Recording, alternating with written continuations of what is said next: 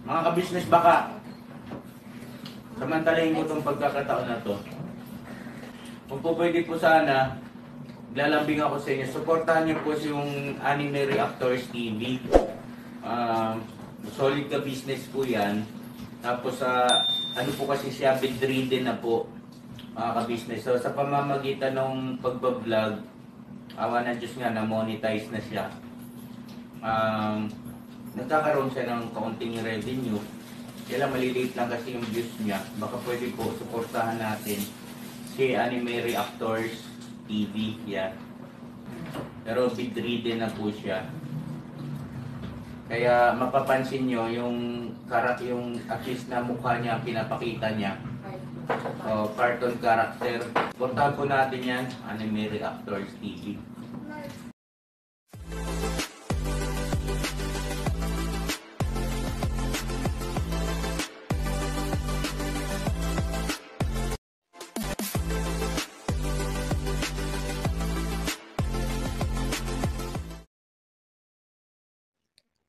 Hello guys, mapagpalang araw po sa ating lahat. Narito pong muli ang inyong lingkod, Anime Reactors TV. At sa mga hindi pa po nakaka-subscribe dyan sa aking munting channel, ay baka pwede naman pong makipindot na po na subscribe button. At makilike and share na rin po ng aking mga video. At patuloy din po natin suportahan ang Mag-amang Ka-Business Official at Papa Dins TV. At ganun din po yung kanilang second YouTube channel na Ka-Business Family. Yung panibagong araw, panibagong reaction ulit po tayo mga ka-business, mga kapapi. At for today's video po ay gawin po natin ng reaction. Ito ang naging live ni Ma'am MK kagabi. Patungkol dito sa dito pa rin kay Jonathan. Kasi kung matatandaan natin mga ka-business, mga kapapi, noong magharap ito si Ma'am MK at ito si Jonathan sa barangay, ay nagkaayos na po itong mga ito. Nagkapatawaran na do sa mga kani-kanilang mga pagkakamali. Sa madaling salita, ay okay na ang lahat. Tapos na yung problema. Kaya lang, after nga po nung makapagharap ito si Ma'am MK at ito si Jonathan dito sa barangay at nagkapatawaran na nga po, ay may mga umiksena. May mga taong pumunta dito kay Kuya Jonathan. Nag-vlog. At kung ano-ano yung pinagsasabi. Mga taong nakisausaw. Ito po yung mga taong tropa nito si Kuya Jonathan. Dito po kasi sa paghaharap nito si Kuya Jonathan at ni Ma'am MK ay may mga napagkasunduan po sila dyan. May mga kasunduan sila na dapat gawin at hindi dapat gawin pagkatapos nitong pag-uusap na ito. Pero dahil nga po dito sa mga tropa nito si Kuya Jonathan, pagkatapos nga po nung pagkakasundo na yon, nito si Kuya Jonathan at nitong si Ma'am MK, ay pinuntahan nito si Kuya Jonathan, itong tropa niya. At tinanong about doon sa nangyari. Na kung tutuusin ay dapat hindi na nila inuurirat yun. Dahil tapos na nga po eh. Tapos na. Close na yung usapan. Pero dahil nga po dyan, sa pagsawsaw nilang yan, sa pakikialam nilang yan, ay nakapagsalita na naman ito si Kuya Jonathan ng tila ba kontra doon sa nangyaring pag-aayos nila nito si Ma'am MK. Kasi nabanggit niya doon na parang napilitan lang siya magsalita dahil natakot siya. Natakot siya habang naroon sa loob ng barangay hall na kung saan ay inaayos silang dalawa ni Ma'am MK. Tapos nagbanggit din itong mga tropa ni Kuya Jonathan na tila ba nagkaroon ng paglabag. Na tila ba nalabag ang karapatang pantao nito si Kuya Jonathan. At mismo sinabi yan itong isang tropa ni Kuya Jonathan sa harap mismo ni Kuya Jonathan. Na dating ay parang nasusulsulan ngayon ito si Kuya Jonathan. Siyempre, dahil doon sa mga sinabi nila, ay may naging kaisipan itong si Kuya Jonathan na baka nga nalabag yung kanyang karapatang pantao. Na para bang nabuhayan ng loob ito si Kuya Jonathan na baka may laban siya. Baka naargabyado nga siya doon sa pagkakataong yun. Kaya nangyari ay eto. Nagsasalita na naman siya ng salungat doon sa mga napag-usapan nila doon sa barangay. Kaharap nga po ito si Ma'am MK. Kaya sa madaling salita, mga ka-business, mga kapapi, ay nalalabag nito si Kuya Jonathan yung kanilang napagkasunduan ni Ma'am MK doon sa harap ng lupon. Yan po yung nangyayari, mga ka-business, mga kapapi. Hindi ko din naman kasi alam dito sa mga tropang ito ni Kuya Jonathan kung ano ba yung mga pinaghihimutok nila. Ay samantalang yung naging problema nga po ni Ma'am MK at nito si Kuya Jonathan ay naayos na doon sa barangay. Tapos na. Hindi na nga dinala ni Ma'am MK doon sa cybercrime eh. Hindi na nga po tinuloy ni Ma'am MK yun eh. Yung pagpapail ng kaso doon sa cybercrime. Dahil napakiusapan nga po ni ka-business ito si Ma'am MK. Napakiusapan yan na dito na lang sa barangay pag-usapan. At nagawa naman ng barangay ang trabaho nila. Nagawa ng barangay ang tungkulin nila. Napag-ayos nila itong dalawang ito. At ito nga, mga ka-business, mga papi, sabi ko nga, hindi ko din alam dito sa tropa na ito ni Kuya Jonathan kung bakit kailangan nilang makisawsaw na makisawsaw. Bakit kailangan nilang makialam na makialam doon sa usaping tapos na. Kaya nangyayari tuloy ngayon ay nakakalabag itong si Kuya Jonathan doon sa napagkasundoan nila ni Ma'am MK nang dahil sa kanila, nang dahil sa panunulsol nila dito kay Kuya Jonathan. Kaya ito ngayon, si Ma'am MK nagsalita na. Itutuloy niya ang pagkakaso dito kay Kuya Jonathan. Dahil isa naman yan sa napagkasundoan nila eh. Na once na ito si Kuya Jonathan ay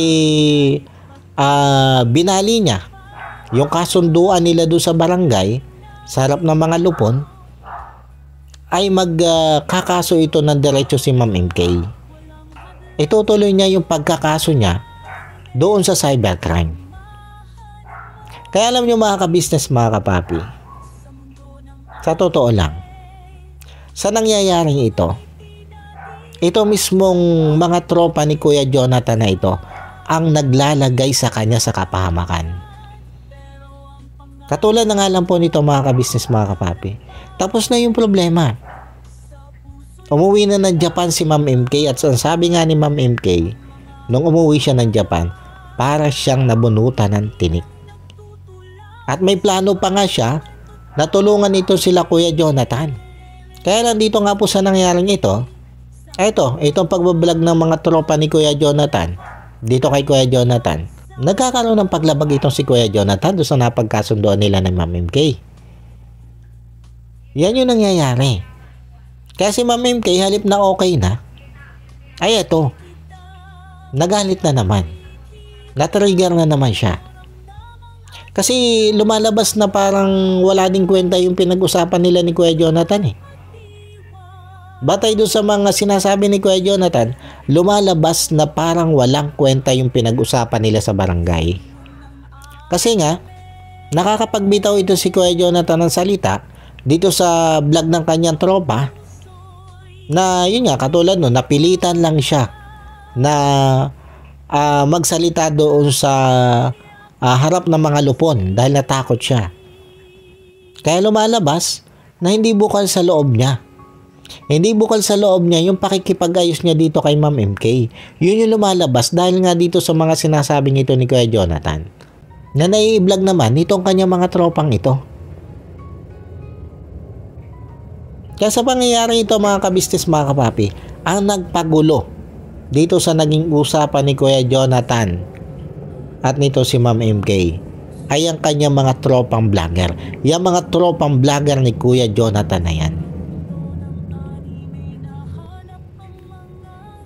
Akala ko ba gusto nyo makatulong dito kay Kuya Jonathan? Ay bakit parang mas lalo nyo pang inilalagay itong si Kuya Jonathan diyan sa hindi magandang sitwasyon. Mas inilalagay nyo pa si Kuya Jonathan sa kapahamakan. Nang dahil sa pag-i-interest nyo na kumita gamit ang vlog dito kay Kuya Jonathan. Yun lang ba yung mahalaga sa inyo? Yung magkaroon kayo ng views dito kay Kuya Jonathan? Yung kumita kayo sa pamamagitan nito si Kuya Jonathan? Maawa naman kayo dun sa tao. Katulad niyan, nagbitaw na ng salita si Ma'am MK na itutuloy niya yung kaso kay Kuya Jonathan sa cybercrime. Nang dahil nga, dyan sa mga sinabi ni Kuya Jonathan o dyan sa mga lumabas sa bibig ni Kuya Jonathan sa pamamagitan ng vlog nyo. Kaya kayo mismo, kayo mismo, yung nagpapahamak dito kay Kuya Jonathan. Tapos hindi nyo sinasaway ito si Kuya Jonathan doon sa mga ganyan sinasabi. Tapos sinasama nyo pa sa inyong mga ina-upload. Na kung tutuusin, kung talagang kayo may concern dito kay Kuya Jonathan at nakapagsalita ng sa tingin nyo ay hindi tama ito si Kuya Jonathan, na sa tingin nyo ay makakasama dito kay Kuya Jonathan dahil nga doon sa napagkasundoan nilang dalawa ni Ma'am MK sa barangay, dapat kinakat nyo na lang yun. Hindi nyo na isinasama doon sa inia-upload nyo. Dahil kitang-kita naman nyo sa mga vlog nyo na marami kayong kinakat eh. Bakit yung mga ganong mga salita hindi nyo kinakat? Yung alam nyo makakasama ito kay Kuya Jonathan, na pwede itong ikapahamak ni Kuya Jonathan. Bakit? Ano yung intention nyo? Gusto nyo ba talaga na magkalit-letse ang buhay nito si Kuya Jonathan nang dahil sa inyo? Tapos papalabasin yung concern kayo dito kay Kuya Jonathan? Tinutulungan nyo ito si Kuya Jonathan? Kaya dito sa dalawang tropa ni Kuya Jonathan na vlogger na ito, alam nyo, tapatan tayo. Kayo ang mismong nagpapahamak kay Kuya Jonathan. Kayo mismo.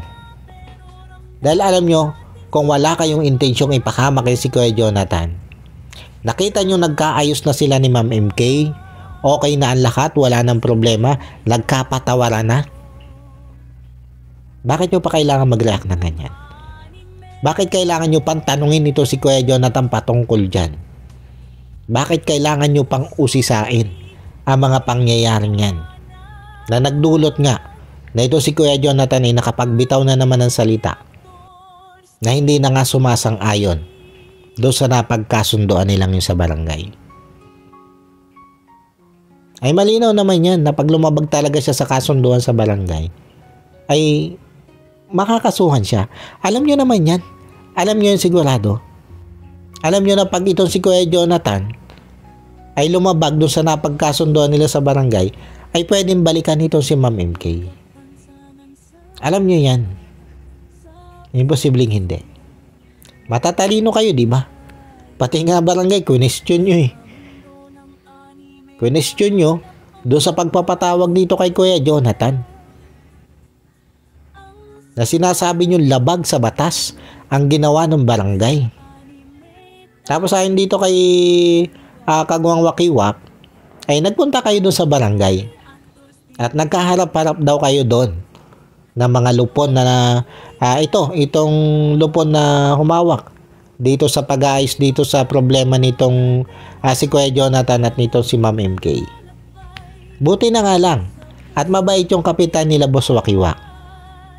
Kung hindi, di baka humaharap ngayon kayo sa kasong cyber libel. Dahil malinaw naman na paninira sa barangay yung ginawa nyong mga reaction video laban dito sa barangay o laban dito sa mga lupon na humawak nitong kaso nitong si Kuya Jonathan at Ma'am MK.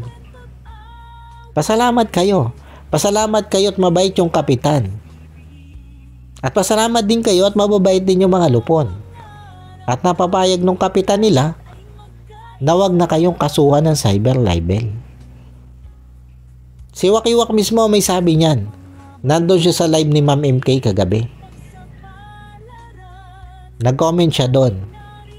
At ikunento niya doon kung ano yung pangyayari. Ang hirap kasi dito sa mga tropa ni Kuya Jonathan na ito.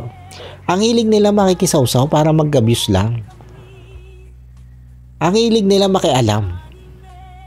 For vlog, for views. 'Di ba?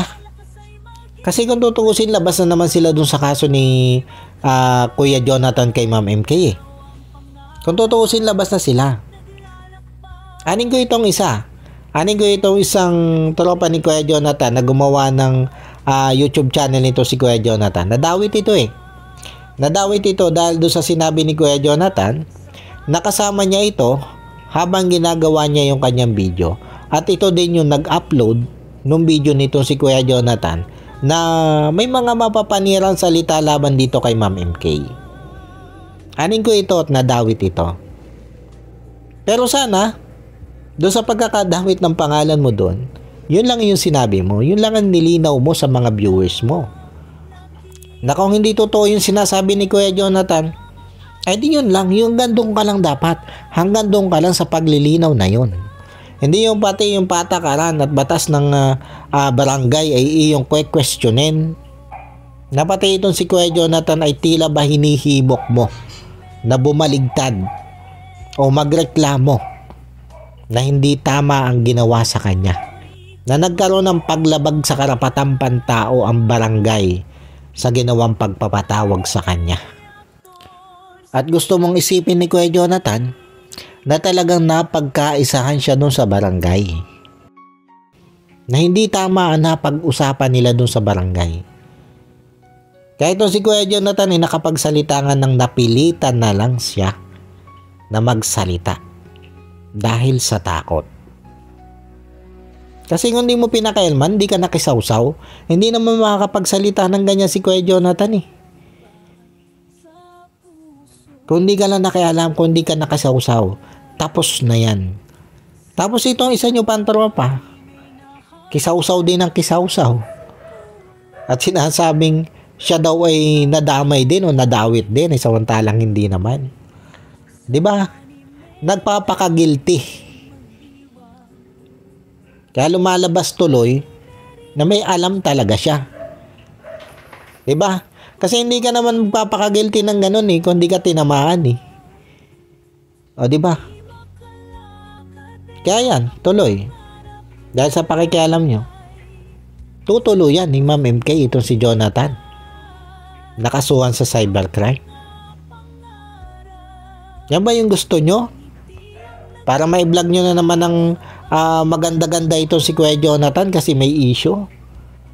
Papalabasin nyo na naman na kawawa itong si Kuya Jonathan dahil kakasuhan na ng tuluyan ni Ma'am MK. Ay kung tutuusin naman, kayo naman ang nagsubo dyan eh. Kayo naman ang nagsubo kay Kuya Jonathan sa kapahamakan eh. Dahil kung hindi kayo nakialam, kung kayo na nahimik lang, tapos na sana ang lahat. Wala na sana magiging ganitong gulo. Yan yung sinasabi ko dun sa isa kong reaksyon. Na maayos na, ginulo nyo pa. Diba? Kaya alam nyo, sa totoo lang, hindi ko alam kung anong intention nyo dito. Bakit kayo nakialam ng ganyan? At bakit nyo gustong palakihin pa ng palakihin yung issue? Hanggang sa ganito nga, umabot na sa ganito. Na itong si Kuya Jonathan ay tutuluyan na nga ni Ma'am MK. Yan, kagagawan nyo yan. Kagagawan nyo yan. Kung bakit itong si Kuya Jonathan ay nalalagay na naman ngayon sa alanganin. Dahil din yan sa inyo. Dahil inuulit ko, kung hindi kayo nakialam, tapos na sana ang lahat. Wala na sana ang problema si Kuya Jonathan. Pero wala eh. Tila ba hindi kayo masaya dun sa nangyari eh. Hindi kayo masaya, nagkasundo ito si Ma'am MK at itong si Kuya Jonathan eh. Parang hindi kayo masaya na ito si Kuya Jonathan ay napatawad nito si Ma'am MK. Parang gusto nyo talagang mapahamak itong si Kuya Jonathan. Para ano? Para ma-vlog nyo na nakakaawa itong si Kuya Jonathan? Yun ba yun? Para mas malaki yung mga views nyo? Para mas malaki yung kita nyo? Ang nangyayari kasi parang pinagkakakitaan nyo na lang ito si Kuya Jonathan eh. Na kung tinutulungan nyo. Kung talagang gusto nyo tulungan si Kuya Jonathan, Kung talagang concern kayo dito kay Kuya Jonathan, sana hindi na kayo nakisawsaw. Kasi tapos na nga yung issue. Tapos na yung problema. Pero dahil nga sa nakisawsaw kayo, ayan, nasa alanganin na naman sitwasyon si Kuya Jonathan. At ililinaw ko lang, yan ay nang dahil sa pakikialam ninyo. Dahil dyan sa pagsawsaw nyo yan sa issue. Sa isyong tapos na sana. Kaya malinaw lang na kayo yung nagiging dahilan o magiging dahilan ng kapahamakan nitong si Kuya Jonathan. Kayo. Kayong itinuturing niyang kaibigan, itinuturing niyang tropa. Dahil ang tingin ni Kuya Jonathan ay natutulungan niyo siya o natutulungan niyo silang mag-ina. Na walang kamuang-muang itong si Kuya Jonathan na nang dahil sa inyo ay napapahamak siya. Malinaw yan di sa mga tropa ni Kuya Jonathan. Malinaw na kayo yung naging dahilan. Kasi sabi ko nga, tapos na eh. Tapos na. Tapos na yung problema na napatawad na ni Ma'am MK itong si Kuya Jonathan sa lahat ng kanyang sinabi. Pero nang dahil sa pakikialam nyo, eto ngayon. Muling kakasuhan nito si Ma'am MK itong si Kuya Jonathan. Itutuloy ni Ma'am MK yung kaso ng cyber libel doon sa cybercrime sa Krame. Doon na siya magsasampa ng kaso. At binanggit din ni Ma'am MK na sa pagkakataong ito ay kahit makiusap sa kanya si ka-business ay hindi na siya makikinig. Hindi na niya pagbibigyan si ka-business. Na kung nung una ay napagbigyan niya ito si ka-business sa pakiusap ni ka-business na ibaba na lang hanggang barangay yung pag-uusap, ay sa ngayon wala na. Nagbitaw na ng salita si Ma'am MK na kahit makiusap si ka-business ay hindi na niya pakikinggan ito. Hindi na niya ito pagbibigyan. Kaya alam niyo, sa totoo lang, sa nangyaring ito, kawawang-kawawa talaga dito si Kuya Jonathan. Dahil sa hindi niya alam na mapapahamak siya diyan sa pagpapabalag na naman niya sa inyo at pagsasabi niya ng hindi na naman tama o labag dun sa napag-usapan nila ni Ma'am MK o napagkasundoan nila ni Ma'am MK dun sa harap ng lupon, ay mapapahamak siya. Akala kasi niya kakampi niya kayo eh. Akala nga niya makakatulong kayo sa kanya. Ang hindi niya alam at hindi niya inaasahan na nang dahil sa inyo ay itutuloy ni Ma'am MK yung kanyang pagkakaso dito kay Kuya Jonathan. Hindi alam ni Kuya Jonathan yun. Kasi akala nga niya tama yung mga sinasabi niya eh. Dahil kayo yung kausap eh. Kayo yung kaharap sa vlog eh. Akala nga tuloy ni Kuya Jonathan tama pa yung pinagsasabi niya. Na kung tutuusin, kayong mga tropa ni Kuya Jonathan ang nakakaalam ng tama at mali. Mas kayo yung nakakaunawa dyan. Mas alam nyo kung itong si Kuya Jonathan ba ay nakakalabag na doon sa kanilang napagkasundoan ni Ma'am MK sa barangay. Dahil matatalino kayo eh. Higit na mas matalino kayo kaysa dito kay Kuya Jonathan eh. Pero, yung mga sinalita ni Kuya Jonathan na pwedeng makapagpahamak sa kanya, ini-upload nyo pa.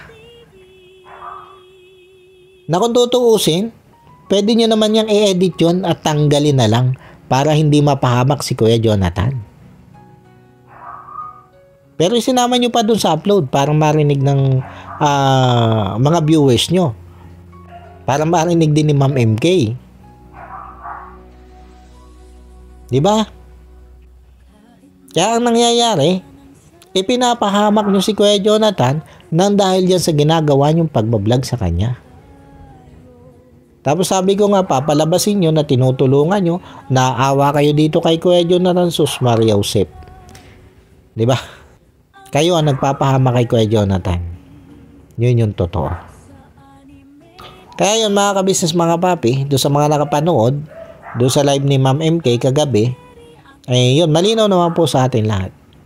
Na ito si Ma'am MK ay babalik dito sa Pilipinas upang ituloy ang kaso o ang pagkakaso niya dito kay Kuya Jonathan. At sabi nga po ni Ma'am MK ay kahit siya'y pakiusapan ni ka-business ay hindi na niya pagbibigyan si ka-business. Dahil sabi niya napagbigyan na niya itong si ka-business na isang beses. At tama na yon. Tama na yon. Yun na sabi ni Ma'am MK. Kaya ikaw Kuya Jonathan, kung mapapanood mo itong aking reaction video na ito, kawawa ka. Sabi ko sa'yo, kawawa ka dahil nagpa-vlog ka na naman dyan sa tropa mo at nakapagsalita ka na naman ng hindi tama dyan sa tropa mo. Kaya ang kakaharapin mo na ngayon ay ang kasong cyber libel. At diretso yan sa cybercrime. Hindi na yan dyan sa barangay Kuya Jonathan. Kasi sumira ka sa usapan eh. Sumira ka dun sa usapan at napagkasundoan yun ni Ma'am MK. Sumira ka. Tapos yun nga, pinalabas mo pa dyan sa vlog ng iyong tropa na napilitan ka lang magsalita dahil natatakot ka. Ibig sabihin lang nun, pinapahiwating mo dun o ipinaalam mo dun sa vlog na yon na disconforme ka dun sa nangyaring pag-uusap nyo sa barangay. Kumbaga hindi bukal sa loob mo yung pakikipag-ayos mo kay Ma'am MK. Ganon kasi yung lumalabas dun kay Jonathan. Nagpapapaniwala ka kasi dyan sa tropa mo eh. Akala mo sila yung kakampi mo. Pero ang totoo kay Jonathan, sila ang nagpapahamak sa'yo. Yan yung totoo. Kasi hindi ka na naman sana kakasuhan ni Ma'am MK eh. So hindi ka lang nagpa-vlog dyan sa tropa mo at hindi ka nagsasalita ng kung ano-ano dyan sa vlog ng tropa mo. Ay wala eh, nagpapasulsul ka eh. Kaya walang magagawa. Kahit si ka-business, kahit sobrang naaawa sa'yo at ayaw ka mapahamak ni ka-business, ay wala na rin magagawa si ka-business. Kasi mismo si Ma'am MK na yung nagsabi na hindi na siya o hindi na niya pagbibigyan si ka-business kung sakaling siya'y pakiusapan ulit nito. Kaya dapat Kuya Jonathan nag-iisip pa din na maayos eh. Dapat inunawa mo ng maigi yung napagkasunduan nyo ni Ma'am MK dun sa barangay. Eh wala eh. Pagkarap mo yung tropa mo, wala. Nagsasalita ka na rin ng hindi maganda, ng hindi tama, ng hindi nakaayon dun sa inyong napagkasunduan ni Ma'am MK sa barangay. Ikaw mismo yung lumabag dun sa inyong napagkasunduan ni Ma'am MK sa barangay. At bakit? Bakit mo nagawa yan? Diba gawa dyan sa dalawa mong tropa na yan na parang pinapalabas nila na kinawawa ka dun sa barangay at ikaw naman nagpadala ka naman dun sa mga ganun salita. Nagpapaniwala ka kasi sa kanila na kinawawa ka dun sa barangay, na argabyado ka dun sa barangay, na naapakan yung karapatang pantao mo dun sa barangay. Ay nung pumunta ko sa barangay, may nangyari ba? Diba wala?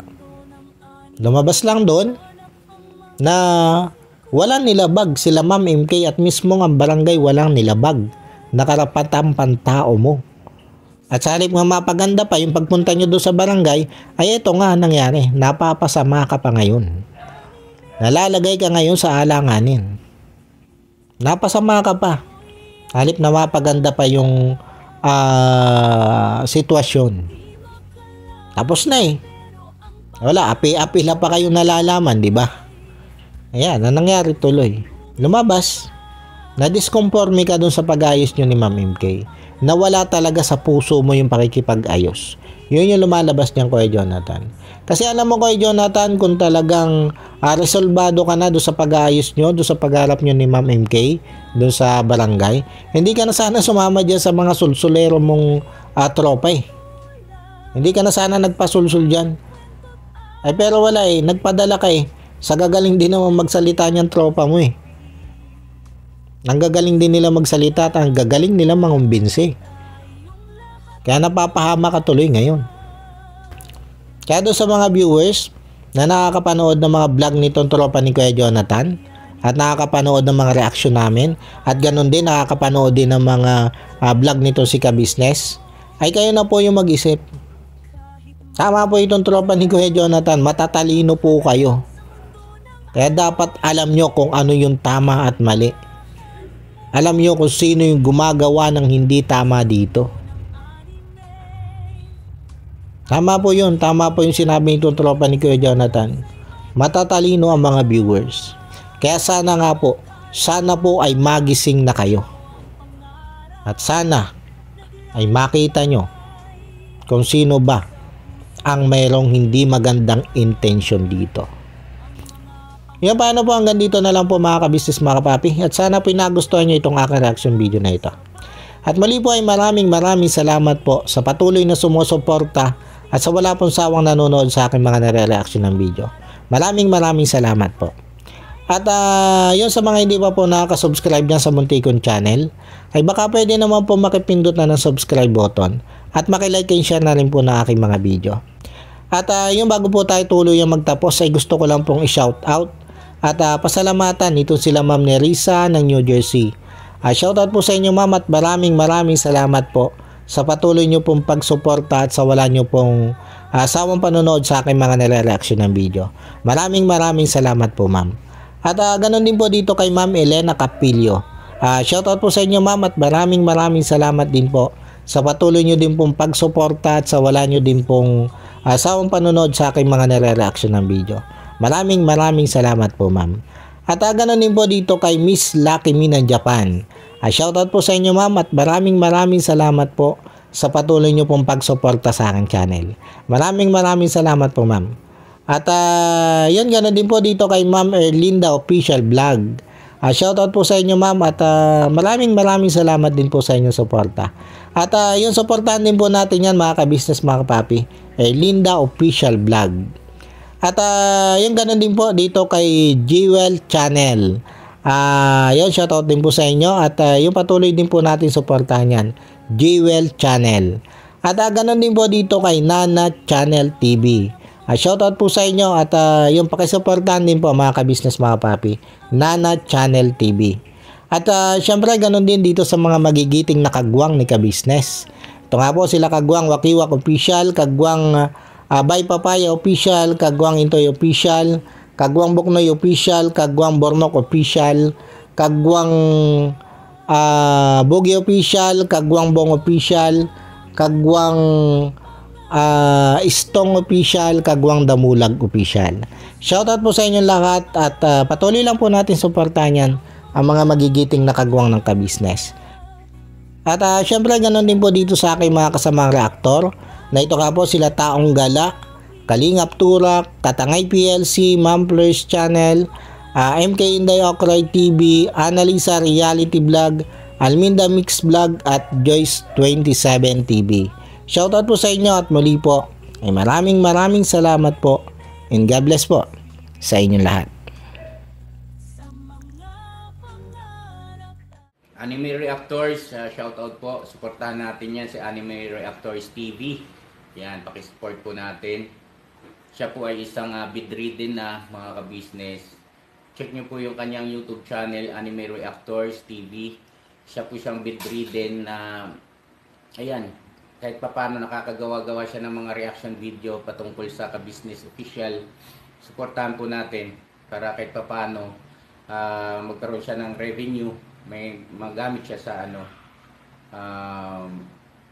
pambili-bili man lang ng gamot. Ano po mga ka-business. Ayan.